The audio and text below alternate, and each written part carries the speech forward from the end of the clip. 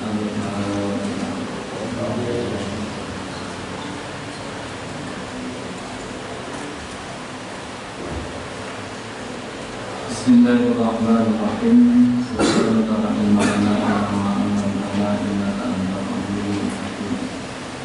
Halaman 8 At-Tamhid mengantar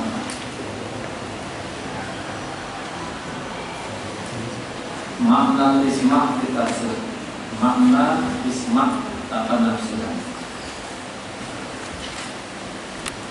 Al-isma'u bil lughati, isma' secara bahasa ada dua makna. Imma ada kalanya bermakna al-azmu ala syai', tekad melakukan sesuatu. Tekad melakukan sesuatu. Yuqalu asma'a fulan al-amri ay azama alaihi. Kalau dalam asma'a fulan al-amri maksudnya si fulan itu bertekad melakukan sesuatu. Itulah ada firman Allah, fa'azmi'u amrakum, maka tekadilah urusan kalian. Ayat di sini. Yang kedua, wa immal ittifaq, ada kalanya bermakna al-ittifaq, bermakna kesepakatan. Jadi isma' maknanya dua, satu bermakna tekad kuat, yang kedua bermakna sepakat. Yuqalu asma'al qawmu ala kadza, kaum itu bersepakat atas hal ini, atas itu. Ayat aku alaihi, menyepakati hal ini. Jadi kalau asma bermakna sepakat, maka harus dari beberapa orang. Kalau tunggal bermakna bertekad, dalam menyesuaikan dengan siapa pakainya. Secara bahasa berarti mengandung makna kesepakatan. Wal isma'u fi istilah usuliyyin, isma' dalam istilah ahli usul fikih adalah ittifaqul mustahidin min ummati Muhammad, kesepakatan para mustahid dari umat Nabi Muhammad sallallahu alaihi wasallam ba'da wafati fi asrin min al-usuri ala hukmin syar'iyyin, setelah wafatnya Rasul di suatu masa, dari beberapa masa, jadi tidak semua masa, jadi di masa tertentu dari beberapa masa ala hukmin syar'iyyin, pada hukum syar'i. Ini usulnya. Nah, yang mau kita kaji ini ketiga ini, pada ketiga. Wal isma'u fi tafsir, isma' dalam tafsir yaitu ittifaqul mufassirin min ummati Rasulullah, kesepakatan ahli tafsir dari umat Rasulullah sallallahu alaihi wasallam fi asrin minal usuri, dari sebuah masa, dari berbagai masa, mensepakati apa itu? Ala tafsiri ayatin, mensepakati penafsiran ayat, au ayatin atau beberapa ayat, min kitabillahi ta'ala, dari Al-Quran. Jadi kesepakatan mufassir dari umat Rasulullah di sebuah masa dan beberapa masa dalam tafsir satu ayat atau beberapa ayat. Wadhalika mithlu qaulil mufassir fi tafsiri, contohnya adalah ucapan seorang mufassir di tafsirnya, misalnya mengatakan asma'al mufassiruna ala kadza. Kalimat ini mengisyaratkan bahwa ada kesepakatan di antara para mufassir wa nahwi dzalika dan lain sebagainya. Wal ghaniyun 'anil bayan, tidak perlu dijelaskan. Ini sudah jelas, tidak perlu dijelaskan lagi. Anna ma sabata 'an Rasul sallallahu alaihi wasallam, bahwasanya tafsir yang jelas dari Rasul kharijun amma tadammanathu hadhil madatu, keluar dari kandungan kajian ini. Jadi tafsirnya Nabi tidak masuk dalam ranah isma'. Karena isma' tidak menyenggol atau tidak menyinggung tafsir Nabi. Tafsir Nabi sudah pasti itu di luar ranah isma'. Di anna tafsir an-nabawi yang masdarun min masadir tafsir, Karena tafsir Nabi adalah salah satu sumber penafsiran. La budda minal akhdhi bihi, yang harus diambil tafsir Nabi dengan catatan sahih. Idza ma sahha anhu sallallahu alaihi wasallam, jika sahih dari Rasul. Catatannya adalah kalau hadis itu sahih maka tidak boleh ditolak. Wala yasihul khuruju anhu, dan tidak boleh keluar dari batasan hadis itu. Li'annal haqqa yaduru fi kalamihi, karena hak atau kebenaran berada di dawuhnya Rasulullah, berkisar di dalam dawuhnya Rasulullah. Fa yatiqu anil hawa in huwa illa wahyun yuha. Nabi tidak berbicara atas dasar hawa nafsu, tetapi yang beliau ucapkan adalah wahyu yang diwahyukan.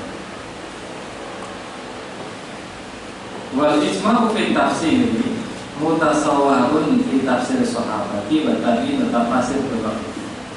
Karena ijma' tafsir itu tidak mungkin menyentuh ranah tafsir Nabi, maka ijma' tafsir ini hanya bisa digambarkan, bisa dibayangkan.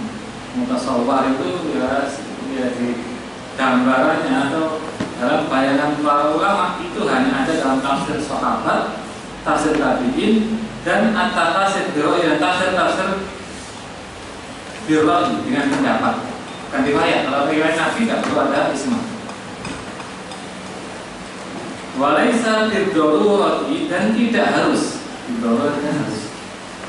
dan tidak harus ayakuna isma'ul mufassirina ala makna ayatin, tidak harus kesepakatan mufassir atas makna ayat mutahidan satu, tidak harus satu dalam lafadznya, fil alfaz dalam lafaz, tidak harus mirip gitu, tidak harus mirip semua tidak. Tapi bisa dengan bahasa yang berbeda-beda, tapi masih satu kelompok. Wala fi ikhtiyaril amsilah, dan juga tidak harus sama dalam pemilihan contoh. Al-mundari jadi tahta aslin wahidin, yang terkandung atau yang masuk dalam satu pokok, yang termasuk dalam satu pokok. Fa innal ikhtilafa fi dzalika la yuqtadu bihi wa la yakhriqu isma'an. Karena perbedaan dalam contoh, perbedaan dalam kata-kata itu tidak dianggap lain, tapi itu tidak perlu dijadikan kajian serius, itu tidak apa-apa ya. Wala yasriku isma'an, dan tidak merusak kesepakatan. Dan ini lalu untuk saya singgung sedikit bahwa yang dinamakan isma' itu adalah kesepakatan dari sahabat atau kesepakatan tabi'in, pendapat tabi'in menjawab tentang tafsir-tafsir ayat, atau jika kebetulan tafsir-tafsir ulama-ulama yang berra'yi itu sama, maka bisa dikatakan ada isma' di sini. Jadi kalau sekarang ada nggak isma', kayak mencari sekarang sulit. Sekarang mencari isma' tafsir sulit. Jadi kalau nggak ada isma' al-mufassirun di dalam kitab tafsir, kita temukan bahwa isma' al-mufassirun itu artinya para sahabat sepakat, para tabi'in sepakat. Kalau zaman sekarang sulit dicari kesepakatannya. Terus kita juga harus mengerti bahwa yang bisa dijadikan sebagai kesepakatan ini adalah orang-orang yang dalam taraf saleh.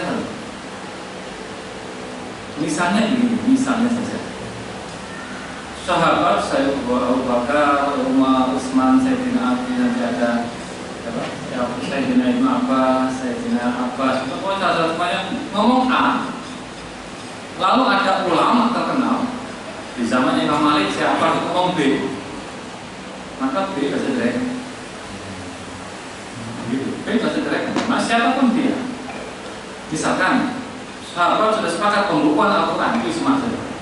Tiba-tiba ada ulama di generasi ke tahun 200-an pembukuan Al-Quran bid'ah. Itu bahasa jelek ini. Karena tidak selevel itu.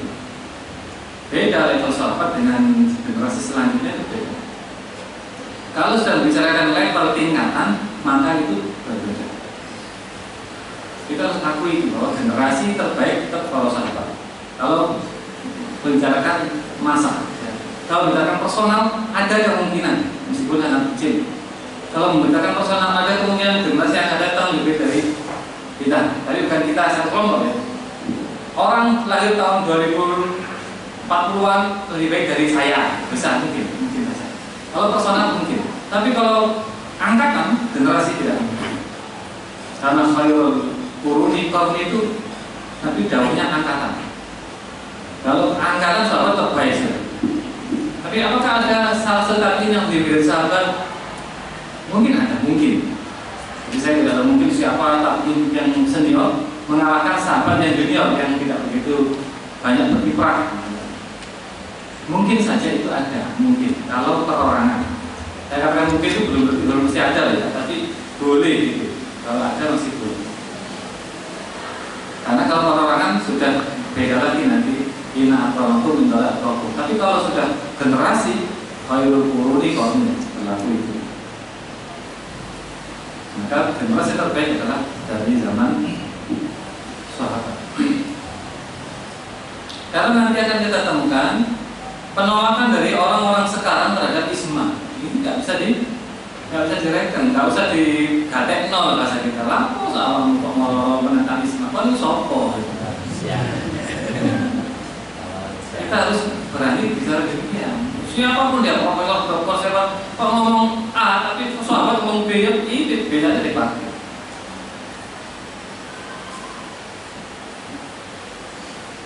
Ya, ini ada level memang di dalam ada level.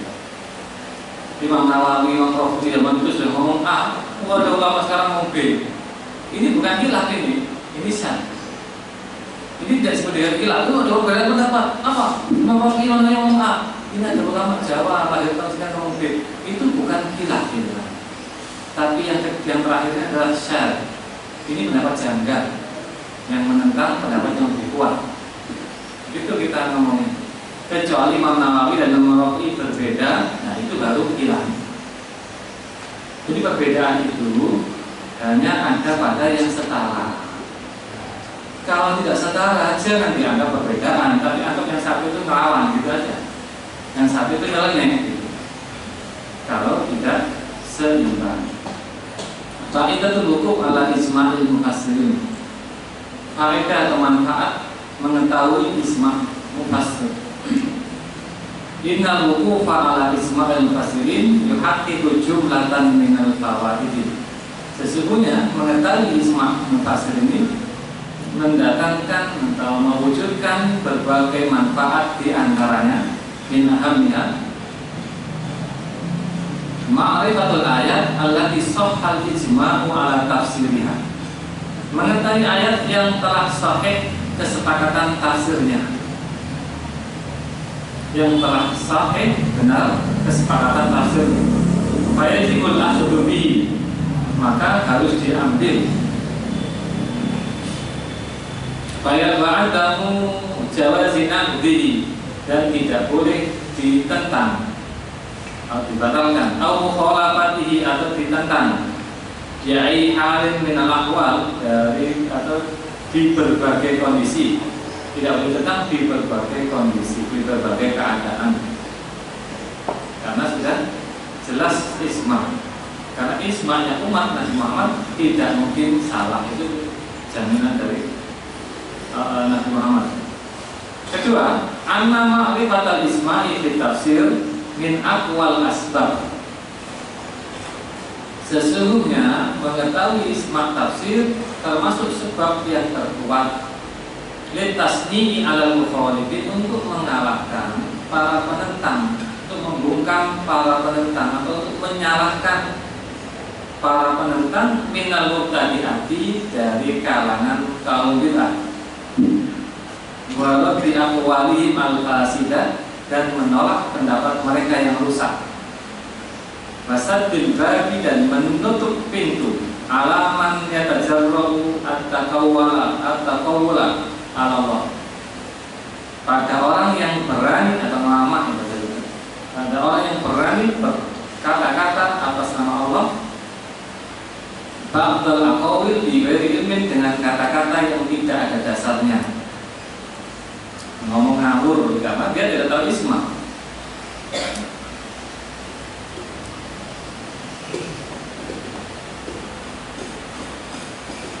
Karena di Quran itu ya ada clue itu kunci-kunci yang akan diketahui oleh orang-orang yang membaca tafsir. Di antara kunci-kuncinya ada kunci-kunci isma ini. Isma itu adalah kunci-kuncinya bahwa rokian maknanya sujud, bukan ruku. Hatta yaktiyanal yakin, waktu apakah hatta yaktiyakal yakin. Yakin artinya mati, bukan yakin. Itu sudah kesepakatan. Agar kita tidak menentang seperti ini dan kita menolak pendapat lain. Pokoknya boleh menyembah Allah sampai yakin. Kalau yakin nggak usah nyembah. Ini kan salah. Bahaya, dan ada kelompok ahli bid'ah yang demikian. Maka perlu kita mengetahui isma ini untuk membantah, untuk mengalahkan orang-orang yang pendapatnya aneh-aneh itu. Kemudian yang ketiga, itminan nafsi ila anna hadzal makna huwal muradu billah. Kita merasa tenang, hati kita nyaman, inilah yang dimaksud oleh Allah. Ini yang penting. Kita tahu isma tidak mungkin salah, maka ketika isma tafsir terwujud atau ada, kita yakin bahwa inilah maksud dari Allah, karena ada isma di situ. Kaifiyatul usuli ila isma'il mufassirin. Bagaimana kita mencari isma tafsir? Bagaimana kita sampai pada isma tafsir itu? Ada beberapa cara. Samata toro'iku tastus takdam bil usuli ila isma'il mufassirin. Ada beberapa metode yang digunakan untuk sampai kepada isma'il mufassirin. Wahia, yaitu metodenya adalah satu, dua, dan tiga. At-tariqatul ula, metode yang pertama, melihat ucapan para ulama. Ini yang mudah dan paling akurat sebenarnya. Qaulu ahadil ulama il mu'tabarin, pendapat salah satu ulama yang bisa dijadikan pedoman, yaitu misalkan dia mengatakan isma'al mufassiruna ala kala. Misalkan dia mengatakan begitu, maka itu sudah hasil penelitian dia tentang kesepakatan tafsir para sahabat, para tabi'in dan generasi setelahnya. Wa hiya tariqatul aqwa, ini cara yang terkuat. Wal aktsaru shawaban, dan paling banyak kemungkinan benarnya. Karena yang ngomong siapa itu? Wala siyama, dan apalagi idza kana shahibu hadzal qawli imaman muhaqqiqan, apalagi jika yang berbicara, yang pemilik ucapan ini adalah imam ahli peneliti. Muhaqqiq itu yang juga meneliti, imam peneliti, lalu inayatun bitafsir wa kutubihi, yang punya perhatian pada tafsir dan kitab-kitabnya. Ini cara yang terkuat. Dengan cara kita melihat tafsir, di situ ada ucapan misalkan Al-Tabari, Imam Al-Qurtubi, Imam Asma al-Mufassirun, berarti ini isma.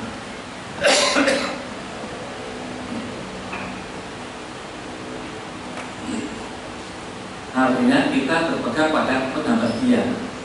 Kok begitu? Karena kita ini kan semakin jauh dari zaman Nabi, semakin jauh dari para sahabat, sehingga kemungkinan kita menerima berita yang salah itu lebih besar. Sedangkan golongan pertama, karena rantai dari riwayat itu lebih sedikit, maka kemungkinan salahnya tentu lebih sedikit. Ini yang pertama. Yang kedua, ulama-ulama itu telah menunjukkan kepada kita dengan karya-karyanya itu perhatian mereka yang besar terhadap Al-Quran.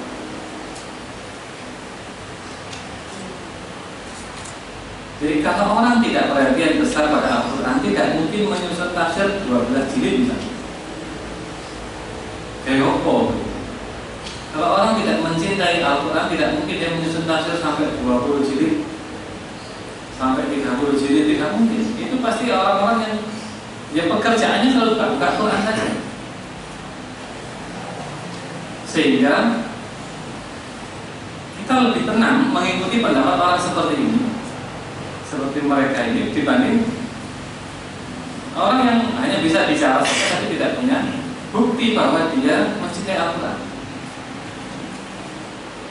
Jadi bukti cinta pada Al-Quran itu mudah dicari.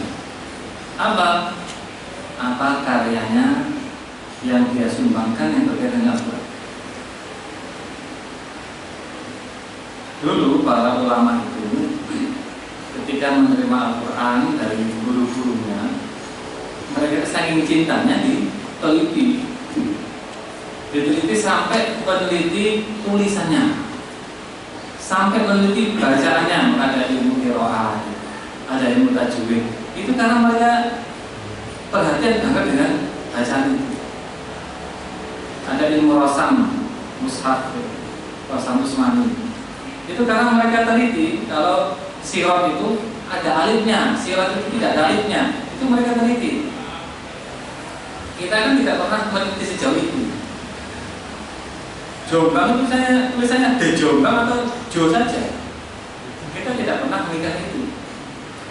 Sejak kapan berganti dengan Jo? Dulunya DJ menjadi Jo itu sejak kapan? Kita tidak tahu karena kita tidak punya kecintaan pada Jombang. Tapi kalau kalian ditanyakan ini kepada para ulama, mereka tahu bahwa sirat itu tulisannya tidak ada alifnya. Riwayat Abu Dawud. Kalau ada alifnya dari riwayat Abu Amr. Jadi Abu Amr melihat di mushaf yang ada di Kufah, ada di Basrah, oh ada alifnya, tulislah kata sirat ada alifnya. Sampai ditulis seperti itu, saking cintanya pada Al-Quran.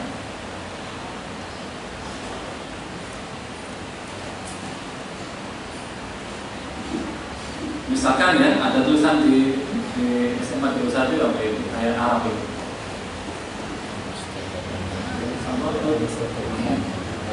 Pak Haji Janati. Baiti Janati. Itu kira-kira hiasan titiknya berapa itu? Harokannya berapa yang ditulis? Kita kan nggak terlihat sedikit. Kalau itu dikasihkan pecinta Al-Quran, mesti ditulis.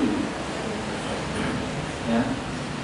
Kitab yang tadi saya bicarakan, yang membicarakan dengan tulisan itu, ada karangan Al-Muqni, karangan Imam Al-Ghazali satu jilid, seperti ini lah. Khusus Rasul. Ada yang tebal lagi, namanya Mukhtasarut Tabyin, 4 jilid. 4 jilid itu hanya membahas tulisan saja. Mulai Al-Fatihah, misalkan Bismi tanpa alif, Bismi langsung tulisin, Bismi tanpa alif. Asyirat, sirat tanpa alif. Tulisin, nanti ini pakai ini, hamzahnya nampak, ini nampak. Terus sampai Anas. Saya bayangkan kalau tidak senang, maafong situ. Tapi karena hikmahnya Allah menjadikan yang mengarang adalah Abu Dawud. Allah menjadikan hati Abu Dawud senang pada Al-Quran sehingga dia menulis itu. Sekarang itu tulisannya dijadikan patokan oleh Mushaf Madinah. Sehingga Mushaf Madinah mencetak Qurannya, mushafnya berdasarkan riwayat Abu Dawud. Dan hikmahnya ada orang yang diberi kecintaan oleh Allah untuk meneliti tulisan Al-Quran. Abu Amr Ad-Dani, gurunya, ini nulis kitab yang agak kecil namanya Al-Muqni. Dia punya kitab tebal lagi tapi hilang, belum ketemu. Itu sekarang dipakai dasar oleh Kemenang Indonesia. Sehingga mushaf Kemenang Indonesia menggunakan standar Abu Amr Ad-Dani. Maka tulisan Kemenang atau mushaf Kemenang dengan mushaf Madinah berbeda. Tulisannya berbeda. Coba dibanding-bandingkan mungkin berbeda gitu. Dia beda di alif, ya, seperti itu aja, bedanya nggak terlalu panjang, nggak terlalu banyak. Ini adalah yang nggak ada alifnya. Yang paling beda sirat itu, Ihdinas sirat, kalau ada alifnya itu Kemenang. Kalau sirat yang Madinah tidak ada alifnya, tapi bacanya tetap panjang. Bacanya tetap panjang. Tulisannya saja.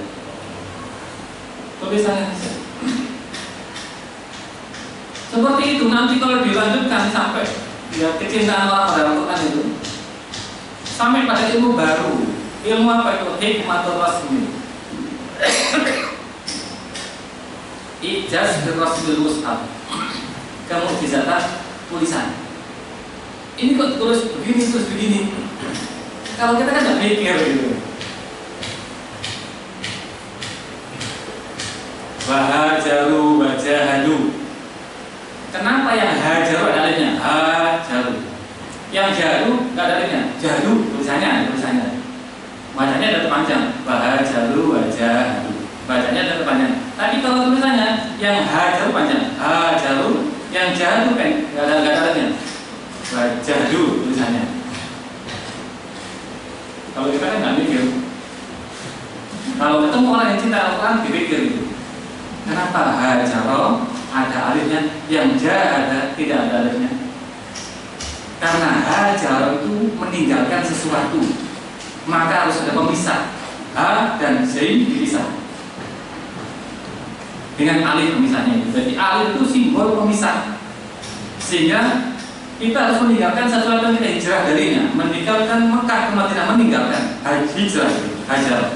Tapi kalau jihad itu nggak butuh pemisah, karena kita jihad itu dimulai dari nafsi sendiri, jihad nafsi.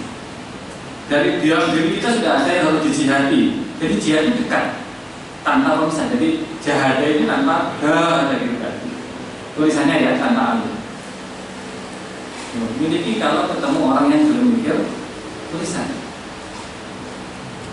jadi yang seperti ini banyak, yang namanya ijazah rasmi, mukjizat tulisan. Nanti belum lagi pada bacaan. Bacaan itu tidak ada, karena orang senang. Orang senang kan mesti angan-angan kira-kira ini balik maksudnya Allah. Ya, namanya juga perkiraan semua kan, bukan dari wahyu. Maksudnya tafsirnya bukan dari wahyu. Dia memperkirakan kira-kira ini ya, kira-kira ini. Kenapa kalau ini idgham itu ikhfa, ini adalah idgham? Kalau ikhfa itu bacanya kan samar, ada apa? Ada jeda, ada berenang lah istilahnya bahasa kita itu. Kalau idgham itu jelas gitu, kayak langsung gitu loh idgham. Oh berarti muncullah ketika melihat ayat misalkan Famay ya'mal mithqala dzarratin khairan. Idgham tanwin ketemu kok. Famay ya'mal mithqala dzarratin khairan ya khairai ya. Saya nggak fokus pada yarainya. Ini fokus pada dzarratin khairan. Yang satunya Famay ya'mal mithqala dzarratin syarran. Jadi ketika yang syar itu ikhfa, tanwin ketemu shin, ikhfa bacanya samar, berenang. Yang kebaikan ketemu kho idgham. Maksudnya apa? Orang itu kalau melakukan kebaikan nggak usah mikir, langsung aja. Tapi kalau melakukan kejahatan mesti ragu-ragu dia. Berenang dulu, dia masih angan-angan dia tak tahu, aku gini nggak tahu. Orang mau gosok itu nggak mungkin langsung ambil sandal lagi, mesti ambil. Orang bisa pikir begini dari bacaan.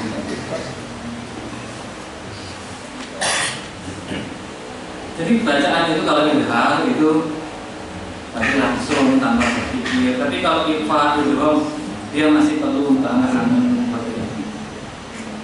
Nah ini kan luar biasa ya.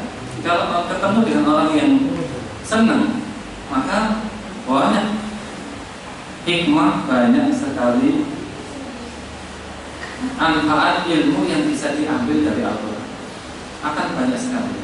Kuncinya kasihkan para pecintanya. Kalau kasihkan para pembaca belum tentu. Kasihkan para pecinta Al-Quran, maka seluruh ilmu Quran akan digali terus.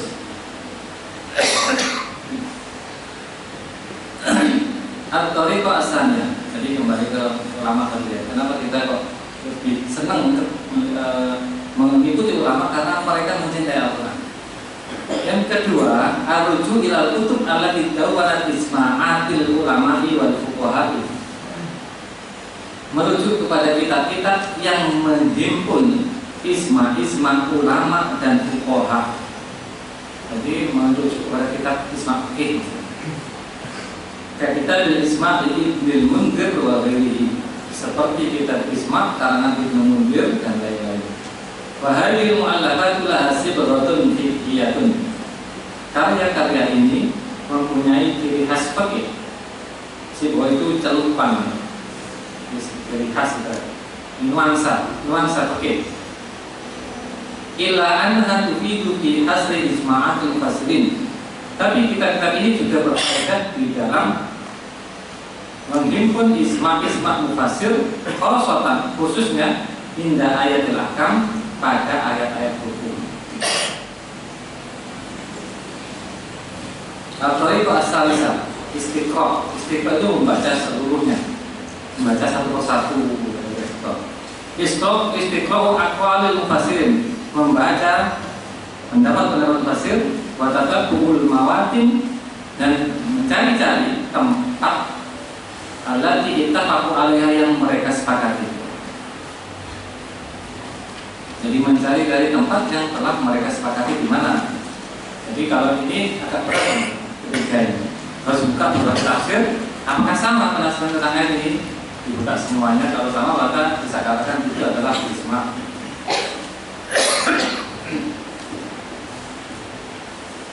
Madal hajati ila ma'rifati isma'il hasirin. Ini maksud saya adalah kebutuhan mengetahui isma' tafsir atau tingkatan gitu ya. Tingkatan kebutuhan mengetahui isma' tafsir. Mada itu sebenarnya rentang, maknanya rentang. Rentang kebutuhan mengetahui isma' tafsir. Sejauh mana pentingnya mengetahui ini? Karena ada yang penting, ada yang tidak penting. Nanti akan kita ketahui. Ta'til hajat ila ma'rifati isma'il fasirin minal umuri taliyah. Kebutuhan mengetahui isma' tafsir datang dari hal-hal berikut. Sejauh mana kita butuh ini? Awalan, pertama, inna istifadatan minal wuqufi ala isma'il fasirin ala tafsiri ayatin min kitabillah. Sesungguhnya mengambil faedah dari mengetahui isma' tafsir, wuqufu ala mengetahui, minal wuqufi ala mengetahui isma' tafsir atas tafsir ayat dari kitab Allah, dari Al-Quran, yuhadidu mada wuduhi ma'al ayat min adami, ditentukan oleh tingkat kejelasan makna ayat dan tidak jelasnya. Jadi ditentukan oleh tingkat kejelasan makna ayat dan tidak jelasnya. Gini maksudnya. Di antara isma itu ada yang sudah jelas, ada yang masih sama, ada yang tidak jelas. Artinya kalau sudah jelas, saja ini gak disepakati, sudah jelas. Ada yang tidak jelas, maka sebenarnya nggak perlu isma. Ada yang masih sama, perlu isma. Ada yang membingungkan, ini butuh banget dengan isma. Nah, ini ditentukan oleh itu. Wabina dari isma'atul mufassirin, dan memperhatikan isma' tafsir, itu kita menemukan anna bainaha tafawutan fi hadzal janib. Di antara isma-isma itu ada perbedaan di sisi ini, di sisi jelas atau tidaknya makna itu. Bagian amsli dari contohnya adalah ini wajib yarfa'u Ibrahimul qawa'ida minal baiti.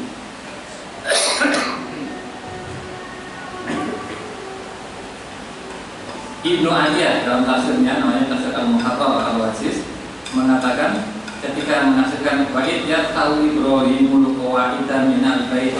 Al-bait itu Ka'bah, kata Ibnu Adiyah. Wal baitu huna al-Ka'batu bil isma. Rumah ini adalah Ka'bah, sudah sepakat. Kalau kita anak-anak, siapa yang nggak tahu kalau dengan bait ini adalah rumah Allah atau Ka'bah? Sudah tahu semua kita ini. Artinya seumpama ini tidak ditulis isma pun, kita nggak terlalu bodoh di sini isma. Jadi tingkat kepentingan ismanya di sini tidak terlalu penting.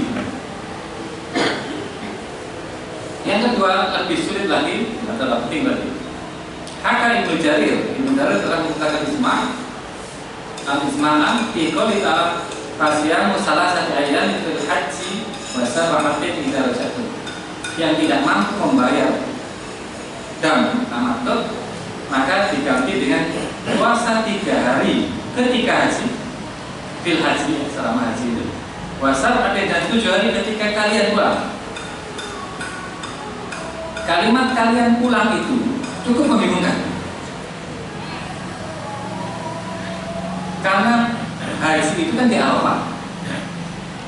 Maksudnya pulang itu pulang ke hotel di Mekah atau pulang ke Indonesia. Sehingga di sini perlu penjelasan. Di sini perlu isma. Jadi isma di sini cukup penting. Ismanya sudah mulai penting di sini. Yang tadi al-bait itu Ka'bah, ya nggak usah di isma, nggak usah disepakati pun kita sudah bisa ngerangka lah. Yang diangkat itu ya fondasi Baitullah. Nah kalau ini, kalau nggak dijelaskan orang bingung. Pulang itu kemana? Ai ila ahlikum, keluarga kalian. Wa amsarikum, ke daerah kalian. Pulang ke negeri masing-masing. Walaysa min Mina ila Makkah, bukan dari Mina ke Mekah.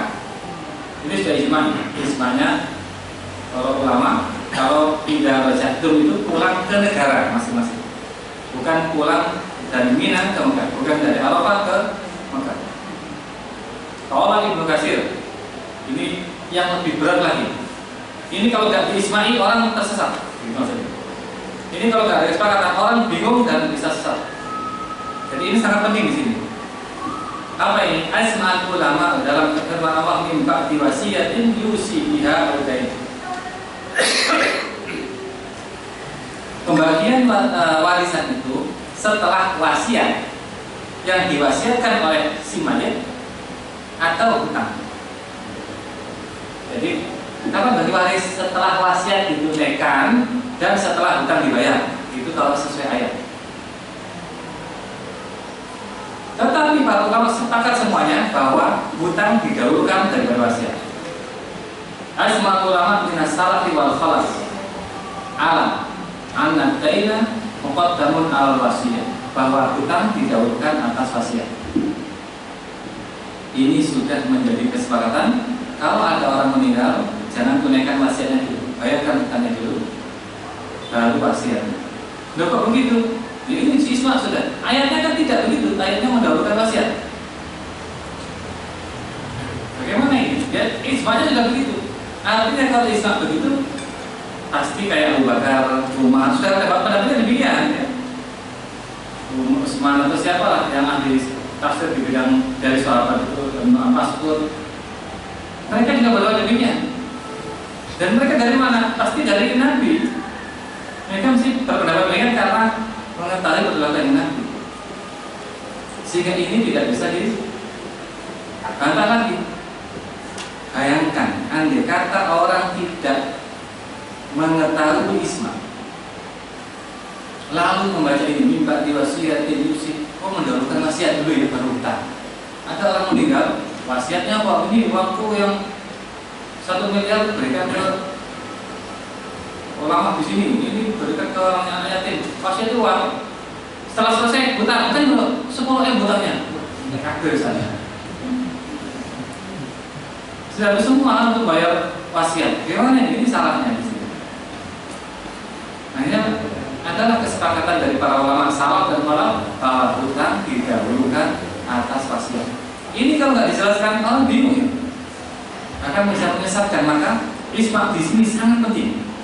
Isma yang di nomor 3 ini sangat penting. Kalau nomor 2 cukup penting. Kalau nomor 1 ya sebut boleh, tidak sebut boleh. Karena al-bait, al-rumah, al-bait itu Ka'bah, kalau saya sepakati pun ya kita tahu lah. Wahadil isma'at laisat min mustawan wahidin. Isma-isma ini tidak dalam satu level. Tidak satu level, ada yang penting, ada yang sekedar penting, ada yang tidak penting. Nggak mungkin kita katakan tidak penting, karena nggak dibutuhkan dari isma. Faminha ma qad la yahtaju ilaihi. Di antara isma-isma ini ada yang tidak dibutuhkan isma. Qad la yahtaju ilaihi, tidak dibutuhkan isma. Liwuduhi makna ayat, karena maknanya sudah jelas. Wa idza qawidul qawaid minal baiti minal baiti dari Ka'bah. Ya jelas kok tapo isma. Itu maksudnya ini. Wa minha ma yahtaju ilaihi. Di antara isma itu ada yang butuh isma, butuh dijelaskan ismanya li khafa'i makna karena maknanya masih sama. Mimba diwasiatin diusi biauda ini kalau nggak dijelaskan orang bisa salah dalam mengambil keputusan. Akhirnya bayar hutangnya, carry sudah habis uangnya, tanggungnya di akhirat masih ada. Mending wasiatnya nggak usah ditunaikan kalau uangnya sudah habis. Kalau uangnya habis bayar hutang ya sudah nggak usah wasiat. Begitu ya. Misalnya yang kedua, tingkat kebutuhan mengetahui isma ini, anna kutubat tafsir maidanul khismi, bahwa kitab-kitab tafsir ini adalah lahan yang subur di jama'atil fuqaha bagi kesepakatan para ahli. Wala siyama anna ba'dal mufassirin yu'addu minal fuqaha. Apalagi sebagian mufassir termasuk juga fuqaha. Yu'addu min itu aja dianggap sebagai fuqaha, dihitung sebagai fuqaha. Seperti Al-Qurtubi wa Ibnul Arabi. Wa hum yasuquna khilal tafsirihim fil ayati ma fiha min al-ahkam. Mereka fuqaha mufassirun itu menyajikan di sela-sela tafsirnya pada ayat apa-apa yang ada hukum di situ, apa-apa atau hukum-hukum yang ada di ayat itu. Mereka menjelaskan, menerangkan hukum-hukum yang ada di ayat itu. Wa yunaqishuna al-aqwal, dan mendiskusikan pendapat-pendapat. Wa yaquna isma, dan menceritakan isma. Maka isma tafsir menjadi penting karena ini bisa membantu di dalam kajian fikih. Terus itu ada pertanyaan, sebenarnya penting mana sih antara fikih dan tafsir? Kalau sudah kita simpulkan mana-mana, kesimpulannya tetap lebih penting fikih.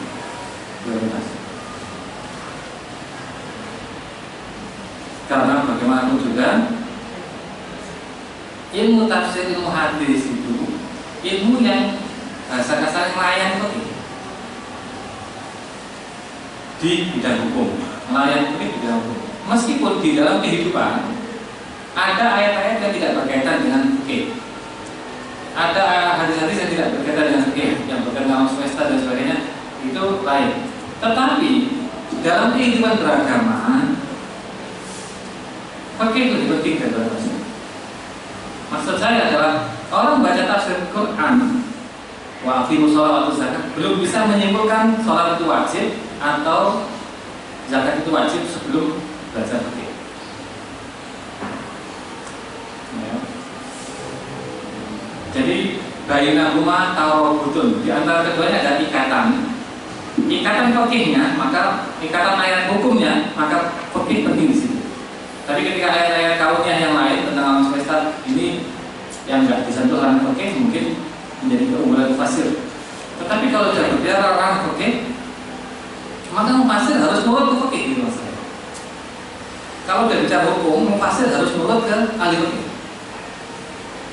Tapi kalau bicara tentang alam semesta, kehidupan sosial yang di fikih tidak disentuh, tapi di Quran ada ya, mungkin saja mufassir itu punya pandangan yang lebih pas, lebih elegan, lebih sesuai dengan keadaan zaman berdasarkan penafsirannya. Tetapi kalau bicara fikih, maka mufassir ini harus lebih cenderung ke pendapatnya ulama. Ibaratnya begini, ibaratnya ahli hadis, ahli tafsir itu seperti apoteker, fuqaha seperti dokter. Apoteker ditanya apa tahu? Apa ini ayat dalilnya? Apa ini ayatnya? Nanti. Tapi dari ayat ini menjadi hukum mubah, sunnah, makruh, wajib, ini sebab, ini syarat, ini mani. Mufassir tidak jelas. Yang tahu kadarnya itu adalah fuqaha. Saya dokter, orang sakit panas, aturannya paracetamol. Kalau tanya ke apotek paracetamol, apoteker akan berisi. Tapi kalau ketemu dokter, paracetamol yang manis ya, gara-gara itu kok kalau ya, kepada diisi aja. Disitulah pentingnya mufti atau fuqaha itu di situ. Jadi bisa saja fuqaha tidak memakai ayat ini, bisa saja. Ayat ini jangan dipakai dulu, kondisinya belum pas. Ayat itu dulu. Itu yang menentukan adalah fuqaha. Nah, ini penting itu kita pahami ya. Dan kita ini menghargai fuqaha. Kalau bicara hukum, maka hargailah para fuqaha. Karena mereka akan menentukan kalau untuk kasus ini ayat itu jangan dipakai. Meskipun mufasir ngomong ini ayat ini ada, ayat ini ada, dia tahu. Ada hadis ini hadisnya. Fuqaha hadis itu sudah digawe. Jadi ayatnya digawe tafsir ini ya. Disesuaikan. Ya kayak dokter itu. Paracetamol juga seperti ayat tadi ya, kadarnya berapa miligram. Itu tambahan ini ya, tambahan ini menjadi sebuah obat untuk sakitnya si sakit ini, si fulan yang sakit. Oke, itu begitu. Sehingga kita akan tahu Imam Syafi'i menolak hadis. Bukan berarti nggak tahu ada obat itu, ada hadis nggak tahu Imam Syafi'i. Ya memang dia juga apoteker mestinya. Cuman dia nggak pakai karena nggak cocok gitu loh. Dia kan dokter masih ngerti paracetamol obat panas, tapi orang panas masuk semuanya paracetamol. Ya enggak. Itu maksud saya. Makanya ibaratnya dari dokter dan apoteker, farmasi dan kedokteran. Kalau farmasi itu tafsir, ilmu bahasa, ya, ilmu, kemudian ilmu hadis itu farmasinya, obat-obatannya itu. Tapi nanti yang menentukan itu fuqaha.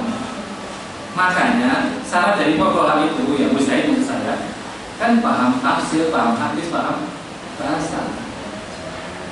Bukan pokoknya guru fikih itu paham juga mesti itu maksud saya. Ini saya ngomong ranah yang Syafi'i itu maksud saya. Kalau sudah ngomong masalah seperti itu, maka Imam Bukhari itu ikut ke situ, ikut Imam Syafi'i gitu. Jadi kalau ada orang ngomong sekarang ada orang sok pintar, bahkan ada hadisnya doa gitu, ini loh Bukhari begini. Bukhari loh dari Imam Syafi'i. Bukan berarti yang diwambah Bukhari itu harus pakai semuanya, tidak. Yang tahu yang mati ya fuqaha Imam Syafi'i itu Busaid itulah yang tahu.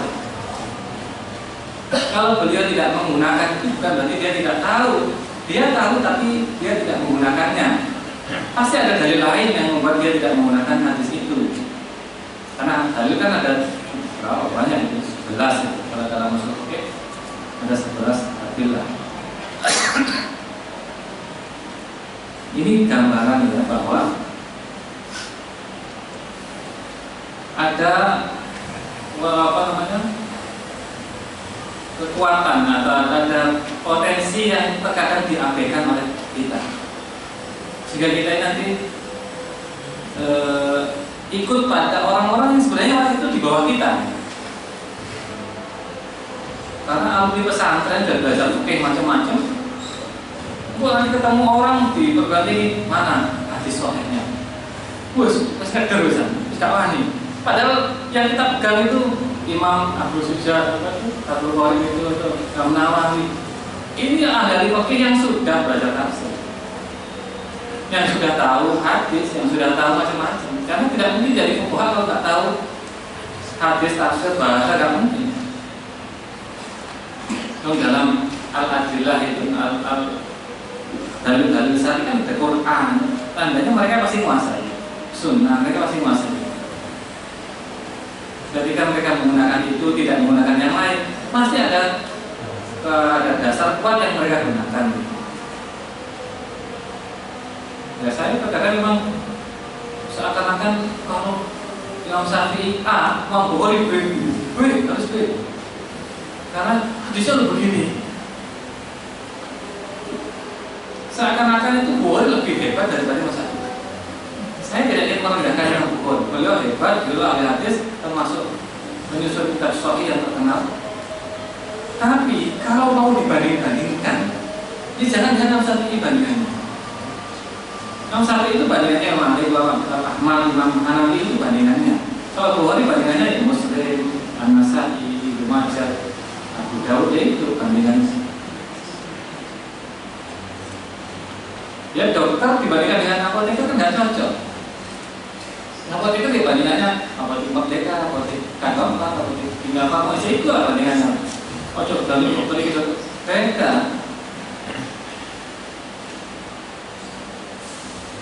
Nah, ini perlu kita doktrinkan kepada santri itu, biar nanti kalau ditanya mana hadisnya, gak ragu.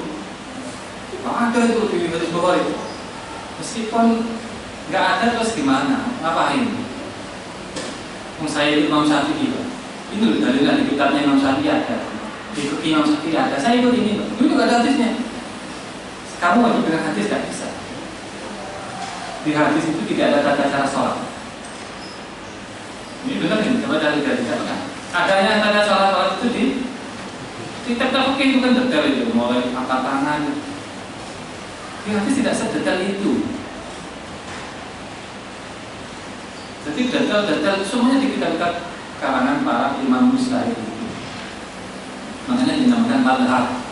Nah kalau kita tidak bisa menguatkan hal ini pada santri kita, yang santrinya hanya boya, itu boya kalau padahal Imam Bukhari itu kan Asy-Syafi'i, madhabnya Asy-Syafi'i. Pokoknya dia juga bermadhab, entah Syafi'i entah siapa ya, tapi dia tetap bermadhab karena dia mengaku dia bukan dokter gitu. Beliau mengaku dia bukan dokter, beliau bukan mujtahid, beliau mengaku itu. Apalagi yang tidak perlu kita ketahui bahwa di dalam ranah-ranah keilmuan itu ada pakarnya masing-masing. Dan pakar masing-masing itu ada yang dhaif di bidang A, tapi sahih di bidang B. Itu ada itu.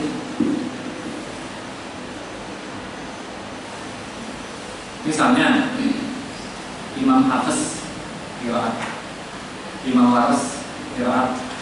Itu kalau bicara hadis tidak dipakai oleh Bukhari Muslim. Tapi kalau bicara tentang qiraat, siapa yang mengatakan beliau bukan mutawatir? Ini qari mutawatir, ini mukrim. Tapi kalau beliau seumpama meriwayatkan hadis, hadisnya tidak dipakai oleh ulama-ulama hadis. Imam Mujahid bin Jabir itu kalau ngomong tafsir semuanya pakai karena beliau muridnya Ibnu Abbas. Tapi kalau Imam Mujahid ngomong hadis, hukum-hukum itu nggak ada yang pakai. Ini juga perlu untuk kita sadarkan. Jadi Imam Bukhari, saya kalau tadi ngomong Bukhari, kalau aku mantau Bukhari enggak, saya enggak. Saya tetap mengakui beliau, tapi saya ingin kita bersama-sama nyadarkan kepada santri-santri bahwa unsur dari hukum itu mujtahidnya itu, bukan mufasirnya, bukan muhadisnya, bukan, tapi mujtahidnya. Imam Syafi'inya itu loh unsurnya, atau Imam Maliknya, atau Imam Hanafi itu unsurnya, bukan mufasir atau muhadisnya. Kalau mufasir dan muhadis itu hanya penyedia bahannya saja. Kalau itu hukum saja. Kalau untuk kehidupan sosial bisa saja mufasir lebih luas ilmuannya, karena bacaan Quran kan seluas alam semesta ini. Ya ini tadi ngomong masalah. Apalagi kalau ada mufasir yang fuqaha, kayak Imam Qurtubi, Ibnu Arabi, Al-Jassas. Kalau itu luar biasa. Faqih dan mufasir. Jadi dua-duanya dia dapat. Ya ahli fikih, ya ahli tafsir. Ada sekarang ada yang terakhir meninggal kemarin adalah Syekh Wahbah Az-Zuhaili. Ngarang tafsir namanya Al-Munir, juga ngarang Fiqhul Islam wa Adillatuhu. Jadi beliau ya fikih paham, tafsir dia paham. Nah, kalau itu ya dia dokter spesialis lah itu. Dia sudah di atasnya dokter biasa. Wa min guna. Nah, dari hal ini karena tafsir itu adalah lahan yang subur pada isma-isma fikih. Ya. Dan isma fikih itu penting, yang mau saya sampaikan tadi. Dan isma fikih itu adalah penting. Maka ta'ti ahamiyatu ma'rifati mustalahatul mufassirin wa muradim. Menjadi penting kita mengetahui istilah-istilah terminologi dan mufassir dan maksud mereka dari pernyataan mereka, misalnya ajma'u au bi isma. Tadi ya Ibnu Atiyah mengatakan wal baitu huna al-ka'batu bil isma. Isma ini gimana? Maknanya adalah kesepakatan. Fa'ala sabil misal. Contohnya saja. Inna Ibnu Jarir at-Tabari. Ibnu Jarir at-Tabari idza atlaqahu, jika memutlakkan kalimat isma, fa innahu yuridu bil aktsar lal jami'. Ibnu Jarir itu kalau ngomong isma itu maksudnya adalah kebanyakan, bukan seluruhnya. Jadi kalau Ibnu Jarir ngomong isma bukan seluruhnya makan tapi kebanyakan makan dunia. Wahadzalika itu karena di anal mufassirin fi hikayat al-isma siyaghatun muta'addidatan. Karena masing-masing mufassir dalam meriwayatkan isma mempunyai sifat yang berbeda-beda, ungkapan yang berbeda-beda. Misal qaulihim, contohnya ucapan mereka ittafaqu ala. Ada yang menggunakan takdir begini, ittafaqu ala. Atau la khilafa fihi, atau pernyataan la khilafa fihi, atau fi qouli jami'il mufassirin. Ada yang mengatakan fi qouli jami'il mufassirin sama qawli. Pasal salah ini biasanya mengatakan fi qouli jami'il mufassirin, pendapat seluruh mufassir. Fayam bayi dirasatu dalalati hadhihi siyari wa maqasidil mufassirin minha. Maka seyogyanya sebaiknya mengkaji makna dari sifat-sifat ini dan maksud mufassir darinya. Nah, itu pentingnya kita mengetahui isma. Jadi saya kira cukup ini untuk pertama ini. Ini tambah tidak apa-apa ini.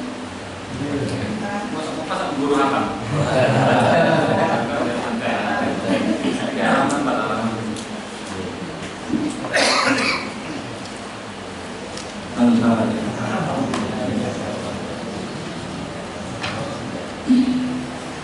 Bismillahirrahmanirrahim. Alhamdulillahirabbil alamin. Wassalatu wassalamu ala sayyidina Muhammad. Allahumma inna nas'aluka rahmatan min sabil halal wa min rahmatika ya arhamar rahimin. Zayyina bi waqtina bi taqwa jamina afiyah.